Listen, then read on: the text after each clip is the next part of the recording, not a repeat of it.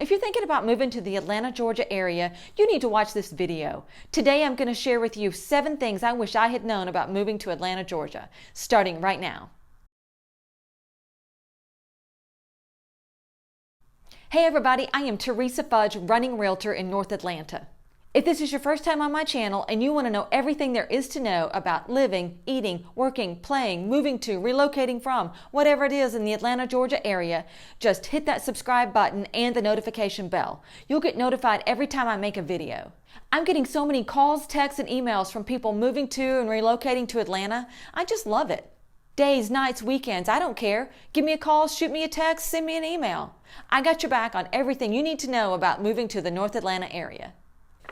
I can't believe it has been almost 25 years since I moved to Atlanta from Dallas, Texas with my husband.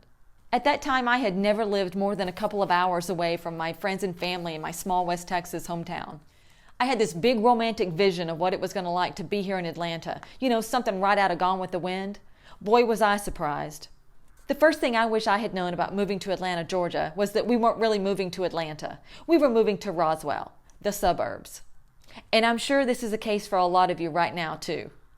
Don't get me wrong, Roswell and the suburbs are really great places to live. They're just not Atlanta. So Atlanta is really just a small part of what we know as the Atlanta metro area. There are actually 243 named neighborhoods in the city of Atlanta that are divided up into 25 neighborhood planning units. Yeah, neighborhood planning units. Then you have larger groups of neighborhoods that are named like Buckhead, Midtown, Downtown, Little Five Points. And out of almost 7 million people in the Atlanta metro area, the city of Atlanta is really only a little over 500,000 of those. I bet you're starting to see why this is confusing. So the second thing I wish I'd known about moving to Atlanta is the pollen.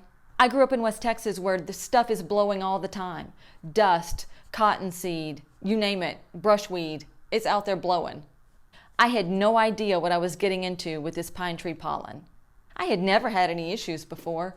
Luckily, I don't have any issues now, but there are people here that when the pollen hits, their eyes swell up, their throats are scratchy, they're coughing, sneezing, they're miserable. This pollen is so weird, y'all. It's so thick at times that you're sweeping it off your porch and your deck. So normally by the time the pollen hits, it's gotten warm enough that I move my runs to really early mornings when it's still dark. And on those runs, we wear headlamps. It's really weird to see the pollen like blowing through the air. It's glowing in the headlamp. And then when it rains, the water runs off with the yellow stuff floating in it. You'll see puddles with pollen floating, and it's floating down the river. It's on the lakes. It's kind of gross. Don't get me wrong, I am so thankful for the trees and the plants, but during that pollening, yeah, it's a bit of a mess. So the third thing I wish I had known about moving to Atlanta is Waffle House. I'm about to ruffle some feathers, y'all. I'm not a fan. Sorry. I don't really need to sit where I can see what's happening in the kitchen. It's not a comfortable place for me. There's literally nothing on the menu that I crave. I know I can just not go there, but it's everywhere. And in some places, there's not anything else to choose from. It's literally, to me, the greasiest thing on the planet. And like I say, just not a fan. And I really didn't realize y'all were going to take that so personally either. While we're talking about food, that brings me to number 4. The lack of Whataburger. What's wrong, y'all? Whataburger is literally non-existent in the state of Georgia. When I got here, I felt like I'd been duped. So 25 years ago, it wasn't just as simple as a Google search to find out where the closest one was. I had to literally search the area only to find out there was none. And y'all don't even come at me with that Crystal crap, because Crystal and Whataburger are not even in the same universe. And here we are 25 years later, and I'm still flying to Texas to get my Whataburger with my family. And luckily, Whataburger's in the airport, so I don't have to wait too long after getting there. Dear Whataburger Corporate, there is a big demand for Whataburger in Georgia. Thank you. Number 5, the Atlanta Falcons. I wish y'all had told me that they were going to be so disappointing. Again, I'm from Texas, Dallas, Texas, where we have the world champion Dallas Cowboys, 5-time Super Bowl champions, Hall of Famers like Tony Dorsett, Troy Aikman, Tom Landry, the Falcons are a bit of a disappointment to this fangirl.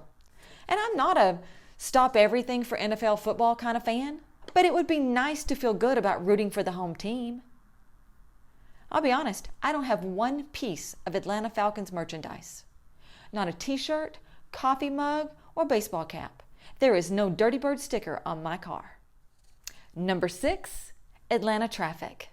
This is where I probably would insert an eye roll. So rush hour starts at 5 a.m. and goes well beyond 7 p.m. most days. It's bad inside the perimeter, outside the perimeter. It doesn't matter if you're going north, south, east, or west. It's literally one extreme or the other. You're either creeping along at a snail's pace or you're in a NASCAR race. I don't know which one brings me more stress. Cars change lanes without any signal or warning. You got drivers texting while they're flipping you the bird. Don't even get me started about the motorcycles that are driving between lanes of traffic.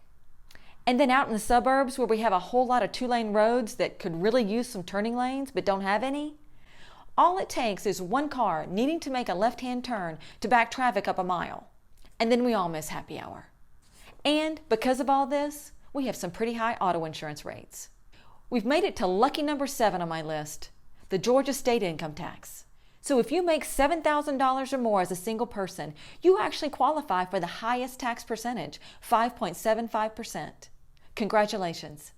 Even businesses are subject to that same 5.75%.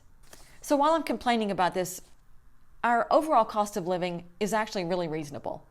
Our cost of housing is less, our property taxes are less, a lot of our other goods and services are less, so maybe it's not that bad. So all that being said, if you're interested in knowing anything about moving to the Atlanta, Georgia area, just give me a call, shoot me a text, send me an email. I hear from so many of you each week. It's really awesome. I got your back with anything you need to know about moving to the Atlanta, Georgia area.